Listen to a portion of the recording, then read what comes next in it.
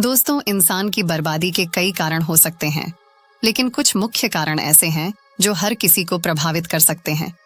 इन कारणों को जानकर हम अपने जीवन को बेहतर बनाने के लिए कदम उठा सकते हैं। आज की कहानी एक सन्यासी की कहानी। दोस्तों, आज मैं आपको यह कहानी बताने जा रही हूँ कि इंसान की ऐसी कौन सी गलतियां होती हैं जो इंसान को बर्बाद कर देती हैं।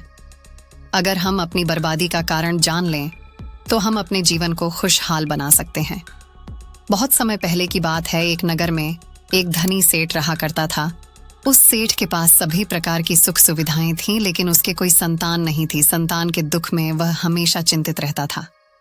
फिर एक दिन उसे पता चला कि उसकी पत्नी गर्भवती है और वह अपनी पत्नी का बहुत ख्याल रखता था। इसलिए एक दिन उसके घर एक बेटे का जन्म हुआ। पुत्र जन्म से सेठ बहुत खुश हुआ। कोई कसर नहीं छोड़ी। उसका बेटा देखते ही देखते बड़ा हो गया। तब सेठ ने अपने बेटे को गुरुकुल भेजने का फैसला किया ताकि वह पढ़ लिख कर विद्वान बन सके। ज्ञान प्राप्त करने हेतु गुरुकुल भेज दिया था। गुरुकुल में वह बच्चा अच्छे से पढ़ाई करता था और अपने गुरु की सभी आज्ञाओं का पालन करता था। ऐसे में वह बच्चा धीरे धीरे वहां का सबसे होनहार छात्र बन गया। गुरुकुल में बालक ने सभी वेद, पुराण और शास्त्रों का अध्ययन किया और एक महान विद्वान बन गया। लेकिन कहते हैं ना कि समय कब बदल जाएगा यह कोई नहीं जानता। ऐसे ही एक दिन किसी प्राकृतिक आपदा के कारण उसके माता पिता की मृत्यु हो गई। और जब उसके माता पिता की मृत्यु हुई तो बच्चे की शिक्षा पूरी नहीं हुई थी। और जब बच्चे ने खबर सुनी कि उसके माता पिता अब इस दुनिया में नहीं हैं और उसका सब कुछ बर्बाद हो गया है, तो लड़का इस सांसारिक मोह में बह गया। इसके बाद लड़के ने कहा कि गुरुकुल से अपनी शिक्षा पूरी करने के बाद वह अपना पूरा जीवन लोगों की भलाई में बिताएगा। फिर जब बालक की शिक्षा पूरी हुई तो उसके बाद बालक साधु बन गया और वह सांसारिक चीजों से दूर हिमालय के जंगल में चला गया। अध्यापन को विश्राम देते हुए समय के साथ उनके सन्यासी की चर्चा चारों ओर होने लगी और दूर दूर से लोग उनके पास शिक्षा लेने के लिए आने लगे। और बहुत से लोग अपनी समस्याओं का समाधान पाने के लिए भी उनके पास आने लगे। वह समस्याओं का समाधान बड़ी आसानी से कर देता था, जिससे वह पूरे राज्य में प्रसिद्ध हो गया। परंतु जिस नगर में वह रहता था वहां का राजा क्रूर व्यक्ति था। जब राजा को तपस्वी के बारे में पता चला तो उन्होंने तपस्वी से मिलने का फैसला किया। अगली सुबह राजा तपस्वी से मिलने के लिए अपने महल से निकल गया और फिर वह उसकी कुटिया की ओर गया। और वहां पहुंचकर राजा ने जब उसे साधु के रूप में देखा तो वह उसे देखता ही रह गया। उसके चेहरे पर एक अलग ही तेज था। जब वह साधु के पास पहुंचा तो उसे असीम शांति का अनुभव हुआ। साधु को प्रणाम किया और उसके पास बैठ गया और उससे बातें करने लगा। वह राजा पहली ही मुलाकात में साधु के व्यक्तित्व से इतना प्रभावित हुआ कि उसी समय से उसने अच्छाई के रास्ते पर चलने का फैसला कर लिया। और मैं सोचने लगा कि इतनी सी मुलाकात में यह साधु मुझे इतना बदल सकता है, तो ऐसा हमेशा रहेगा। यदि तुम मेरे साथ रहोगे तो मेरा जीवन बदल जाएगा। और यह सोचकर राजा साधु से अपने महल में चलने का अनुरोध करने लगा। राजा का आग्रह सुनकर सन्यासी माना नहीं कर पाया और वो राजमहल चलने को तैयार हो गए। तब राजा सन्यासी को महल की ओर ले गए। महल पहुंचकर राजा ने साधु की बहुत खातिरदारी की और उसके बाद राजा ने साधु को एक दाहिने कमरे में भोजन कराया। भोजन के समय साधु ने राजा को धन्यवाद दिया और राजा से जाने की अनुमति मांगी। ये सुनकर राजा ने कहा कि आप हमारे बाग में जब तक चाहे तब तक रह सकते हैं। आपको यहाँ किसी भी प्रकार की असुविधा नहीं होगी और आप यहाँ रहेंगे तो हमारे लोगों को भी अच्छा लगेगा और हमें भी अच्छा लगेगा। ये सुनकर साधु ने राजा का प्रस्ताव स्वीकार कर लिया। राजा के आदेशानुसार सेवकों ने एक सुंदर कुटिया बनाई। उसके बाद साधु उसी कुटिया में रहने लगा। राजा ने उनकी बहुत सेवा की, लेकिन कई वर्षों के बाद राजा और रानी को किसी जरूरी काम से दूसरे राज्य में जाना पड़ा। लेकिन उन्होंने साधु की सेवा के लिए एक सेवादार नियुक्त कर दिया। लेकिन राजा के जाने के बाद वह सेवादार बीमार पड़ गया और अपने घर चले गए और कभी लौटकर वापस नहीं आया। तो तपस्वी को गुस्सा आ गया और उसने राजा को खूब खरी खोटी सुनाई और राजा से कहा कि जो जिम्मेदारी आप पूरी नहीं कर सकते वह जिम्मेदारी आप क्यों लेते हो। तब राजा ने तपस्वी से पूछा और कहा कि सन्यासी, क्या मुझसे कोई गलती हो गई है? तो इसके लिए मैं आपसे क्षमा मांगता हूँ। कृपया मुझे क्षमा करें और मेरा क्रोध शांत करें और बताएं कि क्या हुआ था। यह सुनकर साधु ने उससे कहा कि तुम्हारे जाने के बाद मुझे यहाँ किसी ने भोजन नहीं दिया और मुझे कई दिनों तक कष्ट सहना पड़ेगा। यहाँ आकर मैं भूखा रहा और किसी ने मुझसे मेरा हाल भी नहीं पूछा। यह सुनकर राजा ने तपस्वी से माफी मांगी और कहा कि आज के बाद ऐसी गलती नहीं होगी। फिर कुछ देर बाद मामला शांत हुआ। जब राजा और तपस्वी के बीच बातचीत चल रही थी, रानी भी छुपकर सुन रही थी यह सारी बातचीत। उसके बाद राजा ने उसे तपस्वी से शिकायत का मौका नहीं दिया और उसकी खूब सेवा की। लेकिन कुछ दिनों के बाद राजा को किसी जरूरी काम से अपने राज्य से बाहर जाना पड़ा। लेकिन इस बार राजा ने राज्य से बाहर जाने से पहले अपनी रानी से कहा कि जब तक मैं न आऊं तब तक तुम स्वयं ही उस तपस्वी की देखभाल करोगी। ये सुनकर रानी बोली, हाँ महाराज, आप अवश्य जाइए, मैं सन्यासी महाराज की अच्छी देखभाल करूंगी। बाद में रानी प्रतिदिन भोजन बनाकर सन्यासी महाराज के पास भेजती थी। लेकिन एक दिन रानी स्नान करने चली गई और साधु को भोजन देना भूल गई। भोजन क्यों नहीं आया, इसके बाद साधु ने सोचा कि वह स्वयं महल में जाकर देखेगा कि अब तक भोजन क्यों नहीं आया, और फिर वह महल में पहुंच गया। जब वह महल के अंदर पहुंचा तो वहां उसकी नजर रानी पर पड़ी। रानी के लंबे लंबे गाने काले केस जो कि उसकी कमर पर लहरा रही थी, उसकी कजरारी आंखें जो देखने मात्रा से ही घायल कर दे, उसकी हिरानी जैसी चाल। रानी के इतने सुंदर रूप को देखकर सन्यासी चकित हो गया और रानी की सुंदरता सन्यासी के मन में घर कर गई और वह वहां से बिना कुछ कहे ही अपनी कुटिया में लौट आया। सन्यासी रानी के रूप की सुंदरता को भुला ना सका और वह खाना पीना छोड़कर अपनी कुटिया में पड़ा रहा। उसने कई दिनों तक कुछ भी नहीं खाया, जिस वजह से वह बहुत कमजोर हो गया। फिर कुछ समय बाद राजा वापस लौटे और जब उसे सन्यासी की हालत का पता चला तो वह सीधे सन्यासी के पास पहुंच गए और बोले कि ही भगवान, क्या बात है, आपको क्या हो गया और आप इतने कमजोर कैसे हो गए? किस गहरी सोच में डूबे हो? क्या मुझसे कोई गलती हो गई है? तब साधु ने कहा, नहीं राजन, आपने कोई गलती नहीं की है। यह सुनकर राजा बोले, तो फिर क्या बात है, आप मुझे बताएं, मैं आपकी समस्या का समाधान अवश्य करूंगा। यह सुनकर तपस्वी ने राजा से कहा कि आपकी रानी की अद्भुत सुंदरता को देखकर मैं उसकी सुंदरता पर मोहित हो गया हूं और अब मैं रानी के बिना नहीं रह सकता। यह सुनकर राजा हैरान हो गया और कुछ देर सोचने के बाद राजा ने उसे सन्यासी से कहा, मैं आपको रानी दे दूंगा। यह सुनकर सन्यासी बहुत प्रसन्न हुआ। फिर राजा सन्यासी को लेकर महल चले गए और जब राजा और सन्यासी महल पहुंचे तो उस दिन रानी ने अपने सबसे सुंदर वस्त्र और आभूषण पहने थे। फिर राजा रानी के पास गया। राजा ने रानी से कहा कि इस साधु की मदद करनी चाहिए, वह बहुत कमजोर स्थिति में जा चुका है और मैं नहीं चाहता कि एक बुद्धिमान व्यक्ति की हत्या का कलंक मेरे सिर पर लगे। राजा की यह बात सुनकर रानी ने राजा से पूछा कि आखिर इन सन्यासी के इस दुख का कारण क्या है। तो राजा ने रानी से कहा कि सन्यासी आपकी अद्भुत सुंदरता के दीवाने हो गए हैं। राजा की यह बात सुनकर रानी ने कहा कि राजन, आप चिंता मत करिए, अब आप सब कुछ मेरे ऊपर छोड़ दीजिए। मुझे पता है कि मुझे अब क्या करना है। आपके ऊपर ना तो सन्यासी की हत्या का पाप लगेगा और ना ही उससे मेरे पवित्र धर्म का नाश होगा। रानी की यह बात सुनकर राजा ने रानी को सन्यासी को सौंप दिया।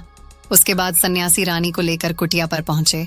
जब रानी सन्यासी की कुटिया पर पहुंची, रानी ने सन्यासी से कहा कि हमें रहने के लिए घर चाहिए, हम इस झोपड़ी में नहीं रह सकते। यह सुनकर सन्यासी राजा के पास गया और राजा से जाकर बोला कि हे राजन, हमें रहने के लिए घर चाहिए।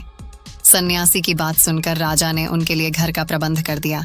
फिर सन्यासी रानी को लेकर घर पहुंचा। जब रानी सन्यासी के साथ उसके घर पर पहुंची तो रानी ने सन्यासी से कहा कि यह घर तो बहुत गंदा है और इसकी हालत बहुत खराब है, मैं इस घर में नहीं रह सकती।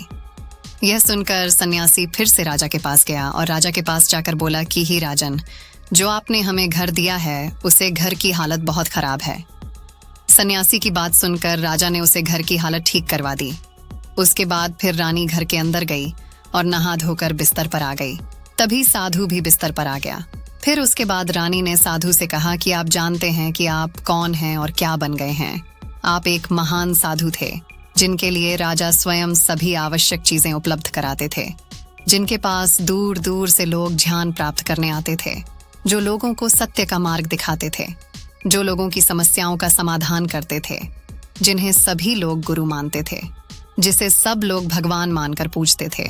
और आज आप वासना के कारण मेरे गुलाम हो गए हैं। रानी की यह बात सुनकर साधु को झटका लगा और उसे एहसास हुआ कि वह एक साधु है और यह सब क्या कर रहा है। वह ये सब सुख सुविधाएं छोड़कर शांति की तलाश में जंगलों में चला गया था। जोर जोर से रोने लगा और चिल्लाने लगा और रानी से कहने लगा कि मुझे क्षमा कीजिए महारानी, मैं यह क्या करने जा रहा था, मैं अभी आपको राजा को सौंप कर आता हूँ। सन्यासी की बात सुनकर रानी ने सन्यासी से प्रश्न किया कि साधु महाराज, मेरे मन में एक प्रश्न उठ रहा है, कृपया मेरे प्रश्न का उत्तर दीजिए। रानी की बात सुनकर सन्यासी ने कहा कि पूछो, तुम्हारा क्या प्रश्न है। फिर रानी ने कहा कि जब आपको उस दिन भोजन नहीं मिला तो आप बहुत क्रोधित हो गए। तब मैंने आपके ये रूप पहली बार देखा था और तभी से मैं आपके व्यवहार में परिवर्तन महसूस कर रही थी। ऐसा क्यों हुआ साधु महाराज? आखिर आपको इतना क्रोध क्यों आया?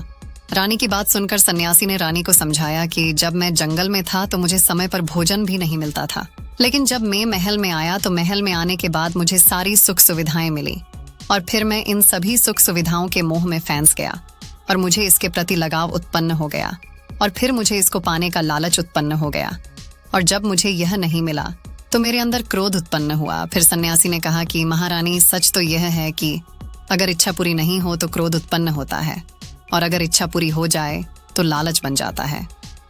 फिर सन्यासी ने रानी से कहा, यह इच्छा की पूर्ति ही मुझे वासना के द्वार तक लेकर आई है और मैं आपके प्रति आकर्षित हो गया। इसके बाद वो सन्यासी रानी को लेकर राजा के पास गया और बोला कि राजन, मुझे क्षमा कर दीजिए, मुझे अपनी गलती का एहसास हो गया है। ये लो आपकी रानी, मुझे ये सब नहीं चाहिए। मैं अपनी इच्छा के वशीभूत होकर यह गलत कार्य करने जा रहा था और अपने जीवन को बर्बाद कर रहा था, लेकिन अब मुझे सब कुछ समझ आ गया है।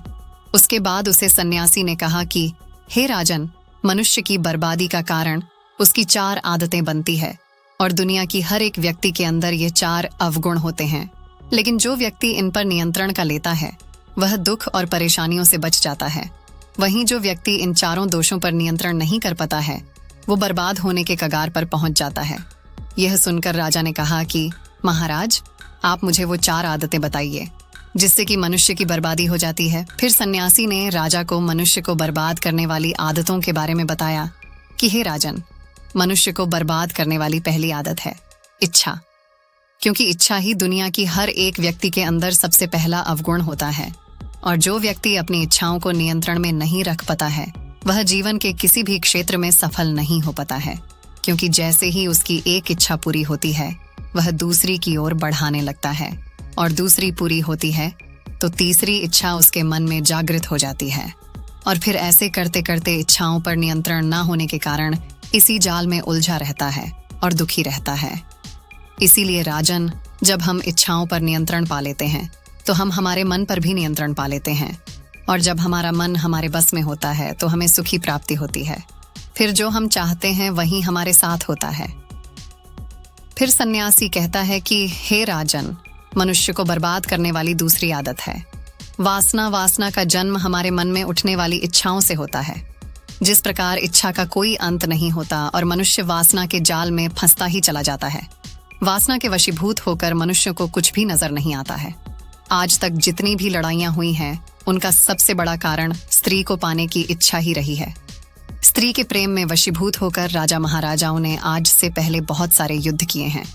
रावण भी संसार का सबसे बुद्धिमान व्यक्ति था, लेकिन उसने भी माता सीता की सुंदरता की जाल में फंसकर अपना सब कुछ बर्बाद कर लिया। उसकी मृत्यु का कारण एक स्त्री ही बनी थी। कई राजा महाराजा तो युद्ध में इसलिए हार गए क्योंकि वो लोग स्त्रियों से रासलीला रचने में ही रह गए। ईश्वर ने तो स्त्री की उत्पत्ति इस संसार को बढ़ाने के लिए की है, लेकिन आजकल लोगों ने इसे अपनी वासना का शिकार बना लिया है, अपने मनोरंजन का साधन समझने लगे हैं और जब उन्हें अपना यह मनोरंजन नहीं मिलता तो वो पागल हो जाते हैं और ना जाने क्या क्या कर बैठते हैं।